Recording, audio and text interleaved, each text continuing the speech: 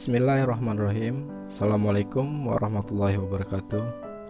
Sahabat beriman, Rasulullah Shallallahu Alaihi Wasallam pernah bersabda, sesungguhnya Allah tidak melihat pada bentuk rupa dan harta kalian, akan tetapi Allah hanyalah melihat pada hati dan amalan kalian.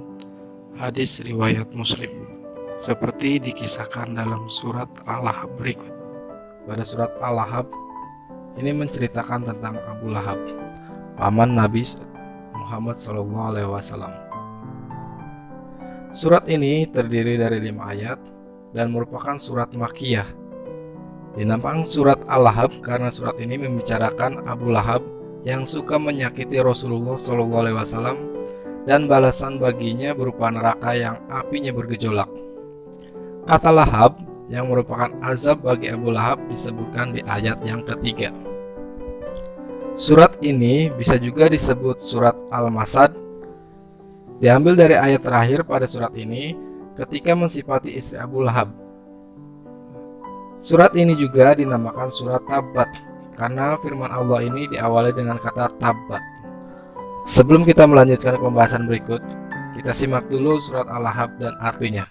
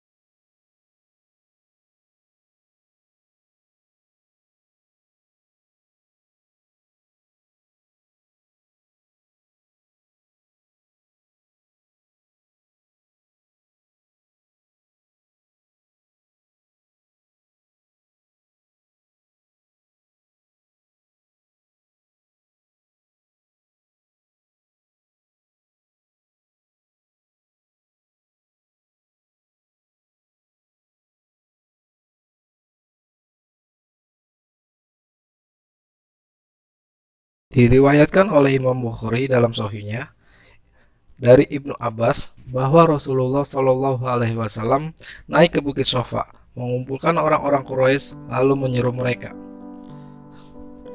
bagaimana pendapat kalian jika aku sampaikan kepada kalian bahwa musuh akan menyerang di pagi hari atau petang hari?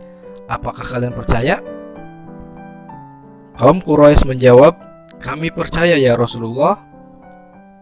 Kemudian Rasulullah berkata, maka sesungguhnya aku memperingatkan kepada kalian akan datangnya azab yang keras. Tiba-tiba Abu Lahab menyela, celakalah kamu ini, karena inikah engkau mengumpulkan kami? Maka Allah pun menurunkan surat Al-Lahab. Abu Lahab yang nama aslinya adalah Abdul Uzza bin Abdul Muthalib sebenarnya masih paman Rasulullah Shallallahu Alaihi Wasallam. Namun orang yang memiliki nama kunyah Abu Utaibah itu adalah orang yang paling sengit menyakiti Rasulullah. Orang yang memiliki julukan lakab atau Abu Lahab karena wajahnya mengkilap. Ini sering mengikuti Rasulullah dari belakang lalu mendustakan beliau. Ia mempengaruhi orang-orang untuk menolak dakwah beliau. Imam Ahmad meriwayatkan, suatu ketika Rasulullah sedang mendakwahi orang-orang untuk masuk Islam. Dari belakang ada laki-laki berwajah cerah, bermata juling, dan rambutnya berkepang yang tidak lain adalah Abu Lahab mengatakan, sesungguhnya dia adalah pemeluk agama baru lagi pendusta. Surat Al-Lahab ini merupakan ancaman balasan dari Allah untuk Abu Lahab dan istrinya yang juga tak kalah sengit menyakiti Rasulullah, bahwa kelak Abu Lahab akan masuk neraka dengan siksa yang sangat pedih. Tafsir surat Al-Lahab ini bukanlah tafsir baru.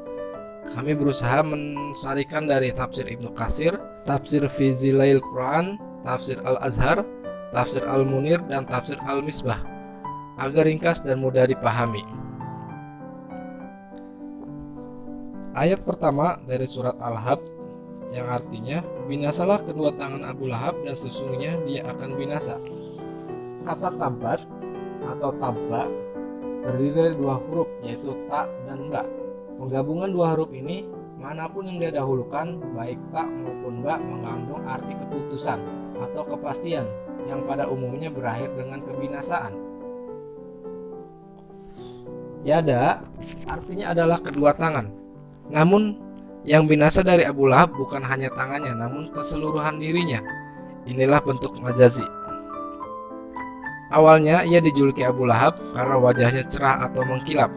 Namun kata lahab juga berarti kobaran api yang menyala dan sudah tidak memiliki asap lagi.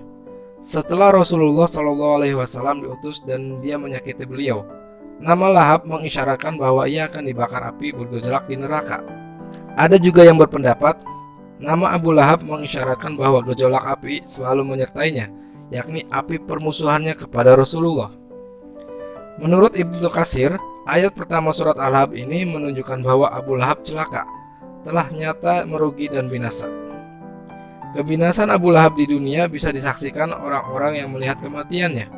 Setelah perang Badar, Abu Lahab ditimpa penyakit lepra hingga akhirnya ia meninggal. Teman-temannya tidak ada yang mau menguburkannya karena takut kalau menyentuhnya akan tertular.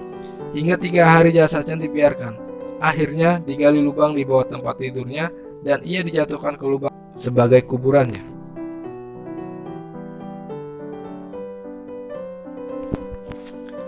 Tidaklah berfaedah kepadanya harta benda dan apa yang ia usahakan. Kata aghna merupakan bentuk lampau, seakan-akan tidak bergunanya harta dan usahanya di masa datang sudah tidak berguna lagi bagi Abu Lahab. Maka dalam ayat ini menurut Ibnu Abdul Abbas dan Aisyah adalah anak. Abu Lahab begitu membanggakan harta dan anak-anaknya. Ia pernah berkata, "Jika apa yang dikatakan oleh keponakanku ini benar, maka sesungguhnya aku di akhirat kelak akan menembus diriku dari ajab dengan harta dan anak-anakku. Kelak ia akan masuk ke dalam api yang bergejolak." Kata Lahab itu artinya kobaran api yang menyala dan sudah tidak memiliki asap lagi. Dan dengan itulah Abu Lahab akan diazab. Ayat ini menjelaskan kebinasaan yang dialami Abu Lahab di akhirat kelak, bahwa ia akan dimasukkan ke dalam neraka, yang apinya menurut Abu Katsir menyala dengan hebatnya dan sangat membakar. Dan begitu pula istrinya, pembawa kayu bakar. Istri Abu Lahab bernama Ummu Jamil. Nama aslinya adalah Arwah binti Harb bin Umayyah, saudara perempuan dari Abu Sofyan. Seperti suaminya, Ummu Jamil juga sengit menyakiti Rasulullah. Ia disebut Al-Quran sebagai Hammalatul Hatab, yang artinya adalah pembawa kayu bakar. Ia pernah meletakkan ranting-ranting berduri di jalan yang dilalui oleh Rasulullah SAW. Kalimat Hammalatul Hatab juga berarti pembawa isu dan fitnah. Ummu Jamil suka mengejek Rasulullah dengan sebutan orang kafir, yang artinya yang di lehernya ada tali dari sabut. Kata jid artinya adalah leher. Kata ini biasanya digunakan untuk menggambarkan keindahan leher wanita dihiasi dengan kalung. Kata masad adalah sejenis tali yang berasal dari pohon al-masad yang tumbuh di Yaman dan dikenal sangat kuat. Masad juga berarti tali yang terbuat dari sabut. Ayat ini menggambarkan betapa hinanya dia. Bagian tubuh yang seharusnya indah justru terjerat dengan tali yang terbuat dari sabut. Ibnu Jarir menuturkan, istri Abu Lahab memiliki sebuah kalung mewah yang sangat mahal. Ia mengatakan, "Sesungguhnya aku akan menjual kalung ini untuk memusuhi Muhammad." Maka Allah menghukumnya dengan tali dari api neraka yang dikalungkan di lehernya. Nauzubillah. Ketika menafsirkan ayat ini, Mujahid mengatakan bahwa maknanya adalah pasung leher yang terbuat dari besi. Surat ini menunjukkan betapa luar biasanya ilmu Allah, bahwa Al-Quran dan Rasulullah selalu benar meskipun Abu Lahab mendustakannya. Seandainya Abu Lahab pura-pura masuk Islam, ia mungkin punya amunisi untuk menuduh bahwa Al-Quran keliru. Tapi Abu Lahab benar-benar selalu menentang Rasulullah dan pada akhirnya binasa seperti firman Allah di surat ini. Demikian surat Al-Lahab mulai dari terjemah, asbabun nuzul hingga tafsir. Semoga kita termasuk umat Rasulullah yang selalu siap membela beliau dari orang-orang yang memusuhinya. Wallahu a'lam bishawab. Semoga artikel ini bermanfaat. Billahi taufiq wal hidayah. Wassalamualaikum warahmatullahi wabarakatuh.